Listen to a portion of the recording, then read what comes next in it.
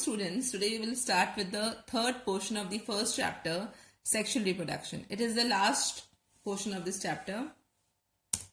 In this chapter we will learn the stages of sexual reproduction. So before starting it, let us first revise what is sexual reproduction.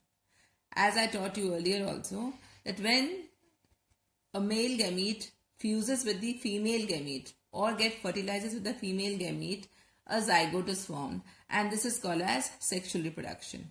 And since two parents are involved in it, it is involving two different sets of genome, which results into the variation and finally leads into evolution. So sexual reproduction is always looked up to asexual reproduction. Now, since this is a prolonged process, it is divided into three phases or three events. The first event is pre-fertilization event, then fertilization event, and then finally post-fertilization event. So pre-fertilization event is when the plant or animal matures so that it can enter the reproductive stage. In that, it starts a formation of gametes and the transfer of that formed gamete. This will comprise under pre-fertilization. So if we talk about animals, the formation of male gamete is called as spermatogenesis and the formation of female gamete is called as oogenesis.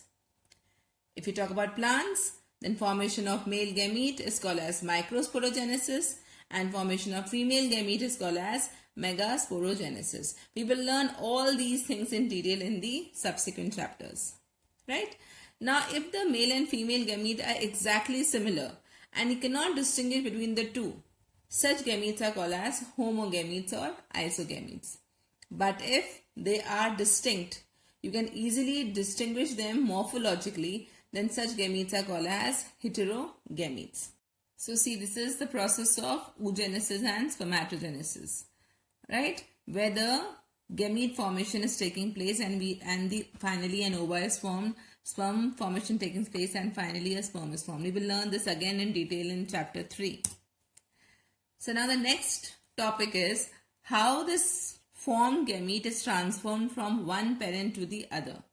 You have already learned previously in class 11th also that the gametes are formed by the process of meiosis. So they are always haploid in nature. That means they have only one set of chromosomes. So when a gamete is transferred from one parent, organism or one individual to another individual, this transfer is done by either pollination in plants or by sexual intercourse in animals. Okay? Now, it is always that the male gametes are moving from one organism to the other since they are motile and their number is much more than the number produced than the females. Right? Now this diagram shows us that how a sperm approaches the ova and fertilizes it, and in animals and in plants how a pollen grain gets transferred through any agent. This agent can be a biotic agent or non-biotic agent, that is abiotic agent, and how it is transferred to the female stigma and how fertilization takes place. All this in detail you will learn in the next chapter. Now fertilization can be of two types. If it is taking outside the body, it is called as external fertilization. But if the fertilization takes place inside the body, it is called as internal fertilization. Okay. So when a fertilization is taking place outside, that means there is no surety that the fertilization will take place or not. So to be on the safer side, the organism produces large quantity of the gametes. And since it is produced in the large quantity, it is more vulnerable to the predators and to the environment, because the environment can, say for example, the water may sweep it away from there, or the fishes can come and eat the eggs. So there is a vulnerability. That is the reason they are producing it in large number. But as an internal fertilization, there is a sure shot way that definitely the sperm will approach the ova. So in that case, the sperms are produced in larger number, but the ova is produced the number of ova production is very less, maybe 1 or 2. So they are much in safer hands, whereas they are vulnerable to the environment and predators. Now once the sperm approaches the ova, a zygote is formed after fertilization. This fertilized zygote gets embedded or implanted in the uterus. And then the process of embryogenesis takes place, which may vary from organism to organism. For example, in human, it is about 280 days.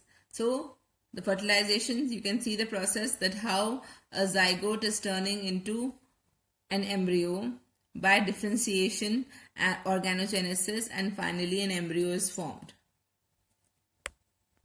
Now this diagram is showing us that how a pollen grain falls on the stigma of the female flower, develops a pollen tube, transfers the male gamete, and finally that male gamete fuses with the egg. This results into the formation of a zygote, and finally the zygote develops into an embryo. Children, this chapter is completed. We will learn all these things in details which we have briefly described in class in this chapter 1. The second chapter is sexual reproduction in flowering plants. So I would suggest that please revise this chapter thoroughly so that we can start with the next chapter.